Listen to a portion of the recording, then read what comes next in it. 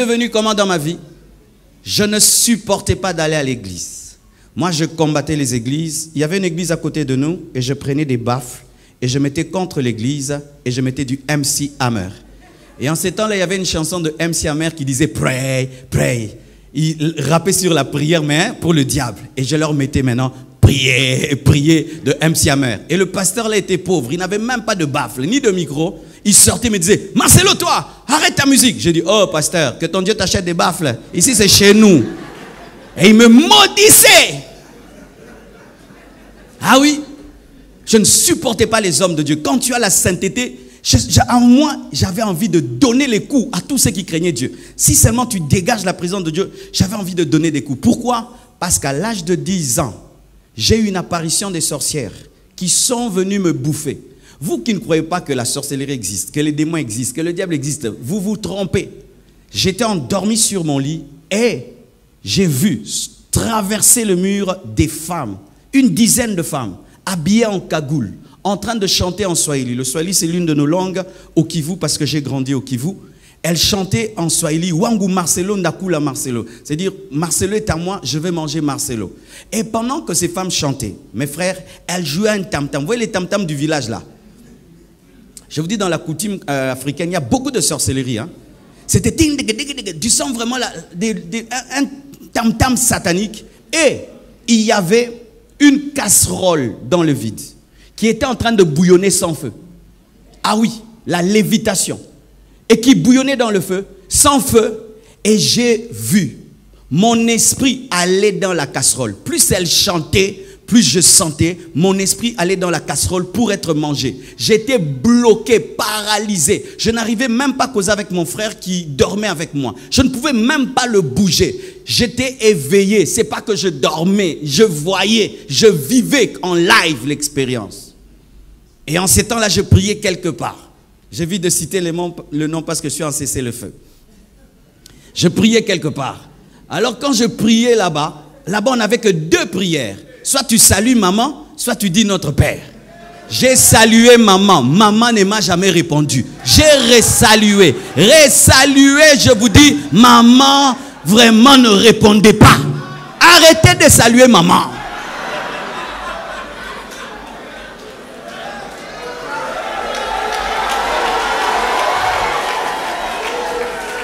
Moi, j'ai salué, je l'ai salué, mais la puissance des ténèbres était toujours là.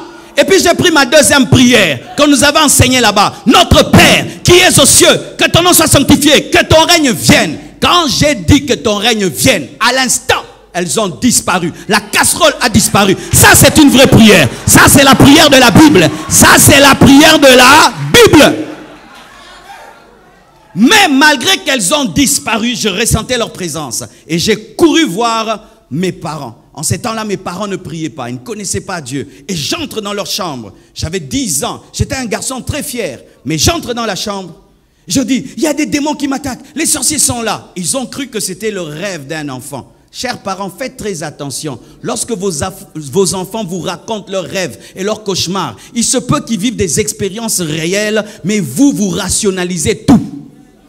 Et alors ils me disent, alors qu'est-ce que tu as fait pour qu'ils puissent partir? Ah, j'ai salué maman, ça n'a pas marché. Et puis j'ai dit notre Père, ça a marché. Ok, va rentrer. Et puis si ça vient encore, tu pries notre Père. J'ai dit jamais. Et puis ça ne marchait pas encore. Je vais dormir entre vous. Quand j'ai dit, je vais dormir entre vous, ils ont dit non. Marcelo est très fier. Jamais il nous a proposé ça. Comment il peut accepter là? Donc c'est réel. J'avais la chair de poule. Et puis ils m'ont emmené. Il y avait 2 personnes qui habitaient chez nous qui étaient de la famille, mais qui étaient dans le fétichisme. Et quand ils m'ont emmené chez elles, ils ont dit, elles ont dit, nous sentons des présences maléfiques. Et pendant que je parlais, je voyais en vision un homme blanc et une femme noire qui me parlaient, qui me disaient, qu'est-ce que tu penses? Parce que tu leur dis, nous finirons par t'avoir. Et moi, je devenais l'interprète. Je commençais à dire, on me dit ceci, on me dit cela. J'étais comme entre ces esprits et ma famille. Et eux, au lieu de prier, ils ont fait une scarification, des scarifications au niveau de mes mains, au niveau de ma tête, au niveau de mes chevilles. Et ils ont mis de la poudre et ils ont parlé. Il n'est pas de votre famille, vous n'allez pas la voir. Et tout d'un coup, ces esprits sont partis. Et moi, j'ai oublié. Mais vous savez, de l'âge de 10 ans à 15 ans, j'étais rempli d'une haine pour Dieu. Je ne savais pas pourquoi. Donc si tu es pasteur, j'ai envie de te taper. Si tu me prêches, j'ai envie de te gifler. Je ne supportais pas les choses de Dieu. Mais partout où j'allais, j'étais leader. Si je vous trouve en train de jouer au foot, je vous dis, donnez le ballon ici. Vous allez me donner. Je vais vous commander. Partout où j'allais, je disais, je suis leader. Alors que c'était des démons. Il y avait dans mon cœur une pierre, je vous dis une pierre. Un orgueil contre Dieu, comme si Dieu était mon égal. Je ne pouvais pas m'humilier devant lui. Des fois même on venait nous prêcher à la maison. Si tu me prêches, je viens, je m'assieds sur la coudoir où je vais me changer. Je porte une courte culotte si tu es une fille et je suis là, je te distrais. J'allais même dans les églises pour draguer les filles. Tu t'imagines ça? Et alors comment j'ai été transformé, mes frères? Chaque année, on allait en vacances. C'était chez qui? C'était chez l'homme le plus riche de notre famille. Et c'est là que j'étais bouleversé. C'était l'homme le plus riche de la famille, le plus beau. Il était tout le temps en boîte, il avait tout l'argent qu'il fallait. Il était beau, il avait tout. Et c'était mon modèle. Je me disais, quand je serai grand, je serai comme tonton Popé. Il est riche, il s'habille bien, il a tout ce qu'il veut. Moi aussi, je serai comme lui. Mais un jour, mon oncle qui revenait tous les jours, enfin avec des nouveaux albums, des tels musiciens, il revient voir mon père, il commence à prier, il commence à entonner la musique chrétienne. Et mon père lui dit, mais qu'est-ce que tu as toi? Tu pries maintenant dans ces églises-là, binzambi comme on appelle chez nous. Il a dit, non, j'ai reçu Jésus, j'ai tout arrêté. Ah, mais moi j'étais déçu. J'ai dit, pourquoi tu m'as fait ça?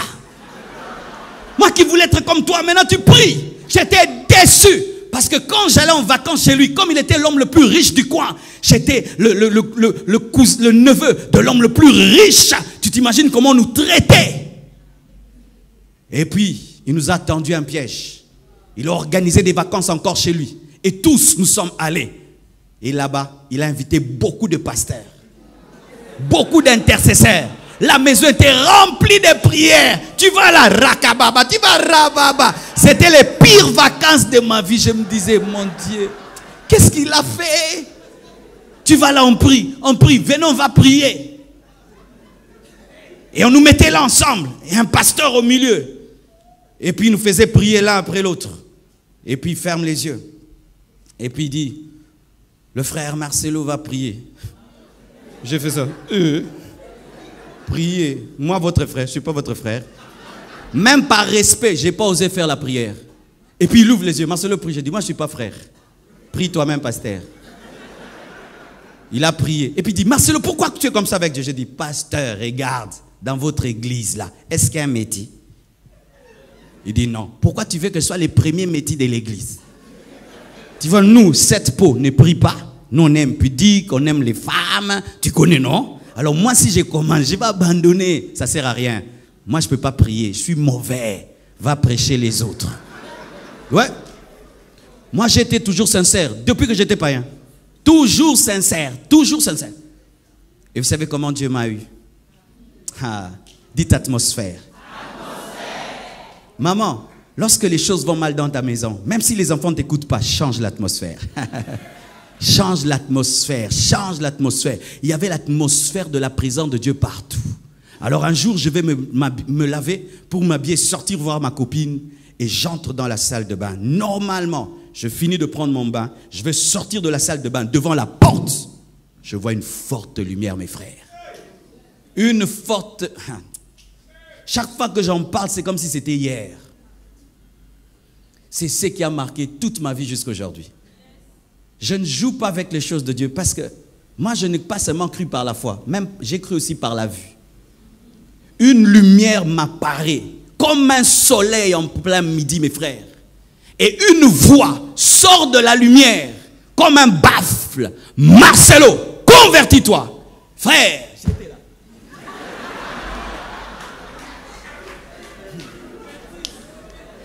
J'avais mon essuie sous mes reins. Et j'étais là. Il se dégageait de cette présence deux choses, la sainteté et l'amour. La sainteté me repoussait, mais l'amour me retenait. J'avais envie de fuir et de rester.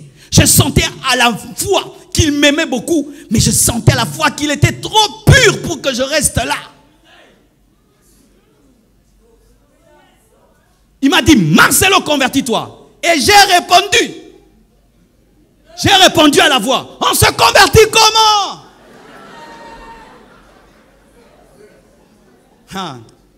C'est pourquoi ne condamnez jamais un homme. Vous ne savez pas ce qu'il vit dans le secret.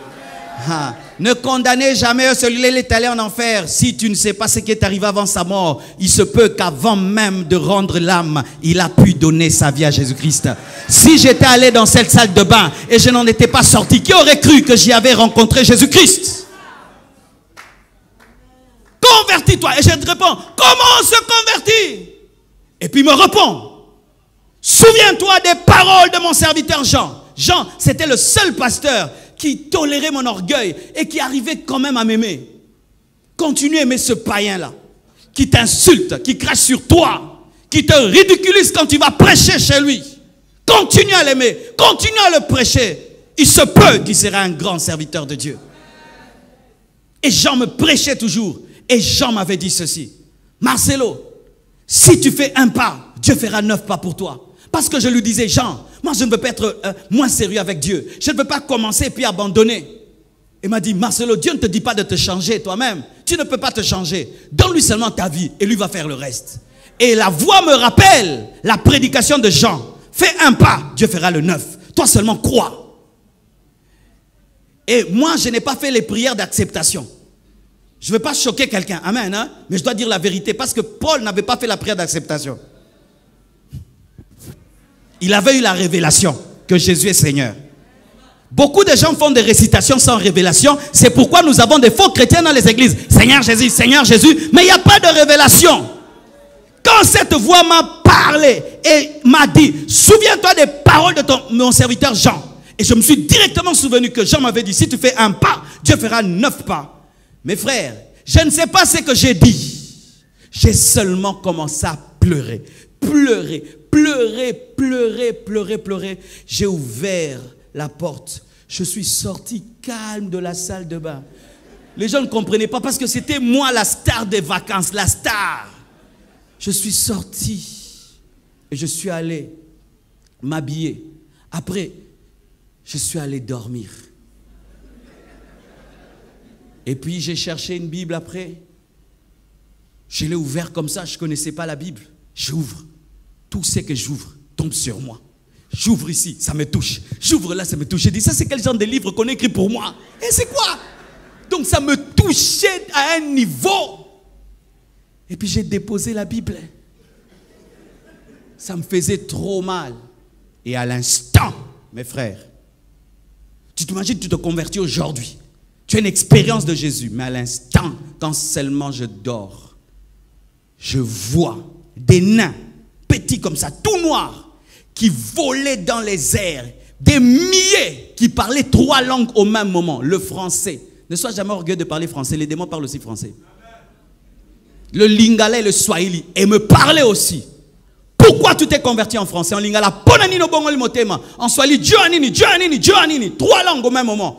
Et ces esprits venaient en colère, en trombe, sont entrés dans ma chambre. Et j'ai vu que ces esprits venaient des villages. C'était quoi? Quand j'avais 10 ans. Quand j'avais 10 ans, la poudre qu'on avait mis en moi, c'était des esprits du village qu'on avait mis en moi. Et ces esprits-là, donc pendant 5 ans, étaient avec moi. Ce sont ces esprits qui me rendaient orgueilleux, incrédule, jaillissaient Dieu. Comme tu es là, il y a certaines choses que tu fais, ce sont les démons. Ce sont les démons qui te poussent à mener cette vie. Tu penses que c'est ton caractère, alors que ce sont des démons. Et ces esprits se sont manifestés directement. Mes frères, ces esprits se sont retrouvés en dehors de moi.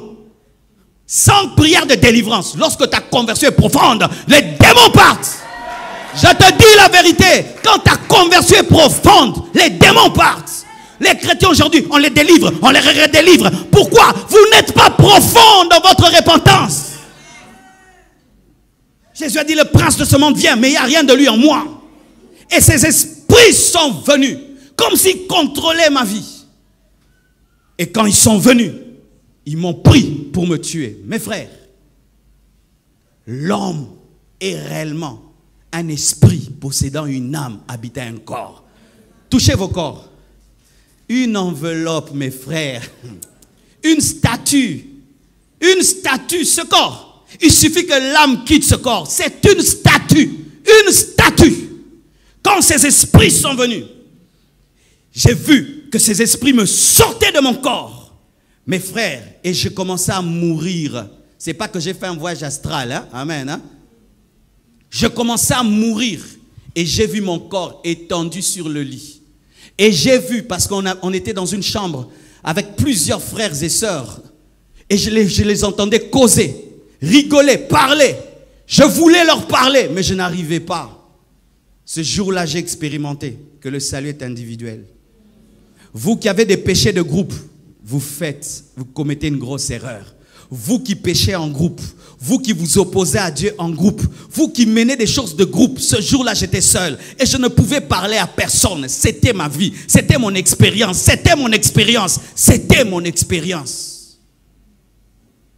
Et quand je partais, je me suis souvenu parce que je ne connaissais pas la parole. Ma bouche physique était fermée. Ma bouche physique ne parlait pas. Il n'y a pas qu'une bouche physique, il y a aussi une bouche spirituelle. Je me suis souvenu, on m'avait raconté que quelqu'un un jour était allé dans un cimetière et puis il était attaqué par des démons. Il a crié au nom de Jésus-Christ, il était délivré. Cette histoire m'est revenue. J'ai crié Jésus. Jésus dans mon esprit. Tous ces démons m'ont lâché. Le nom de Jésus est élevé au-dessus de tout autre nom. Le nom de Jésus ne devient pas puissant lorsque tu le cites 2 fois, 3 fois, 4 fois. Le nom de Jésus ne devient pas puissant lorsqu'il est cité par un pasteur. Le nom de Jésus est puissant. C'est le nom qui est élevé au-dessus de tout autre nom. Il a reçu le nom qui est élevé au-dessus de tout autre nom, afin qu'en son nom, tout genou fléchisse au ciel, sur la terre et sous la terre, et que toute langue confesse qu'il est Seigneur, à la gloire de Dieu le Père. Mes frères, je ne connaissais pas tout ce que je viens de dire. J'avais seulement entendu le nom de Jésus. Quand j'ai dit Jésus, ces esprits m'ont lâché et je suis retombé dans mon corps. Mes frères, ce corps pèse. Ce corps, il pèse. Je suis retombé. J'étais un bébé. J'ai crié, les démons sont là. Tout le monde a fui. Tout le monde. Sortez-moi aussi. Je les délivrais, mais j'ai fuyé.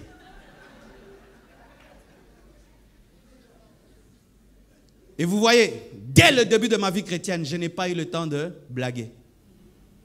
Après cette expérience, je suis allé chercher la Bible. Pourquoi ça m'arrivait? Je lisais. Des livres, je lisais. Tout, je lisais, je lisais, je lisais, je lisais, je lisais, je lisais. Je savais que le monde spirituel existe. Je savais que Jésus existe, que le diable existe. Je savais que la vie après la mort est réelle. Je savais tout ça dès le début de ma vie chrétienne. Et si même il faut que je parle d'autres expériences, quand Dieu m'a appelé, tout le reste, il y a tellement de choses à dire. Mes frères, serviteurs de Dieu, tu ne dois pas servir Dieu parce que l'autre le sert. Tu ne dois pas servir Dieu par compétition, par rivalité.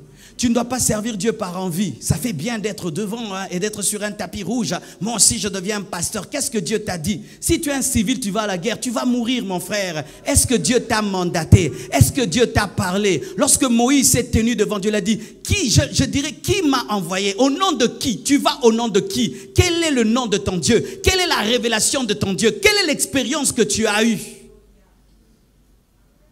Un homme de Dieu doit avoir une expérience profonde de conversion. Pas d'abord dans l'appel de conversion. Car si ton appel est raté, ton ministère est raté. Nous avons des hommes de Dieu qui ont été des mauvais chrétiens. Des mauvais fidèles. Quand il était fidèle au banc, il ne priait pas. Quand il était fidèle au banc, il n'évangélisait pas. Quand il était fidèle au banc, il était un mauvais frère. Même son pasteur a un mauvais témoignage de lui. Et il devient pasteur. Tu seras un mauvais pasteur. Avant d'être pasteur, tu dois d'abord être un vrai converti.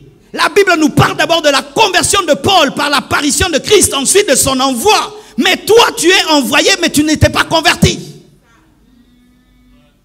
Ainsi, nous avons des bébés spirituels, nous avons des hommes charnels et même des païens devenus pasteurs parce qu'ils parlent bien, il a fait la théologie, il parle le grec, l'hébreu, il parle toutes ces choses, mais pas d'expérience. Et sachez que si tu n'as pas eu une expérience, tu ne feras pas, tu n'amènerais pas les autres à cette expérience-là. C'est pourquoi tu vois un pasteur, il néglige les nouvelles naissances à l'église. Parce que lui-même n'est pas né de nouveau. Mais qu'est-ce que vous avez tout le temps fait recevoir les gens Jésus, hein? Frère? Parce que lui-même, il ne sait pas c'est quoi que de naître de nouveau. Il n'accélère pas sur l'évangélisation. Parce que quand il était fidèle, il n'évangélisait pas. Ce qui fait que quand il devient pasteur, il ne va pas évangéliser. C'est pourquoi il ne prie pas beaucoup. Parce que quand il était fidèle, il ne priait pas. Alléluia. Un bon pasteur est d'abord un bon enfant de Dieu. Un jour, je vais rencontrer le pasteur Soumbé là. C'est l'un de nos aînés au Congo. Il a fait des années dans la sainteté. Il a une grande église, il est béni. Et puis je lui dis, pasteur Soumbé là, quel est le secret de ton ministère? Il dit, pasteur, j'ai tout fait pour garder le cœur d'un enfant de Dieu. Je dis, oh, simple comme ça. Il dit, oui pasteur, tu vois ces choses de prêcher là, tu peux perdre le cœur d'un enfant de Dieu. Je dis, comment? Il dit, oui, à force de dire aux gens, toi, tu oublies que la Bible te concerne. Et regardez un peu. Tu dois prier, tu vois, je suis en mode toi. Rarement nous disons je dois, tu dois, et tu oublies que Dieu aussi est ton Dieu. Ainsi tu te comportes comme l'ami de Dieu, tu oublies aussi que tu es un enfant, tu es aussi l'épouse. Alléluia. Des expériences. Un jour, j'étais en train de prier et puis je vois un ange qui m'apparaît. Il est venu comme un examen, il me dit, Marcelo demande 4 choses. Maintenant, du coup, je devais répondre. Pas dire demain, maintenant. Et j'ai demandé 4 choses. Et puis il me dit, tu as bien répondu. Je t'ajoute la gloire et la richesse. Il a disparu. Ça, j'ai vécu ça. Dieu n'est pas que le Dieu de Salomon, mes frères. Dieu n'est pas que le Dieu de Salomon. Dieu, moi aussi, j'avais demandé. Je veux même te dire les 4 choses que j'avais demandé. Je peux te dire? Quand il m'est apparu, il m'a dit, demande 4 choses. J'ai dit, je demande une communauté de 100 000 personnes. Et puis j'ai dit, je demande un réveil mondial. Et puis j'ai dit, je demande le salut de toute ma famille. Et puis j'ai ajouté, je demande, après avoir prêché aux autres, que moi-même sois sauvé. Très important. Alléluia. Très important. Il m'a dit, tu as bien répondu. Je t'ajoute la gloire et la richesse. Il est parti. Chaque fois que je pense à cela, je sais que la gloire et la richesse m'accompagneront. Maintenant, quand tu vois quelqu'un, la gloire et la richesse l'accompagnent, tu combats ça. Est-ce que tu sais ce que tu combats? Tu sais qui tu combats? Vous voyez des choses de combattre, bicombatta, combatta. Bicombatta, combatta. Tu combats un homme, mais tu ne sais pas qu'est-ce qui est derrière lui. Tu combats Israël, tu ne sais pas que la Shekinah est là. Tu combats Israël, tu ne sais pas que le Dieu de l'arche est là. C'est ça le problème de combattre pour combattre.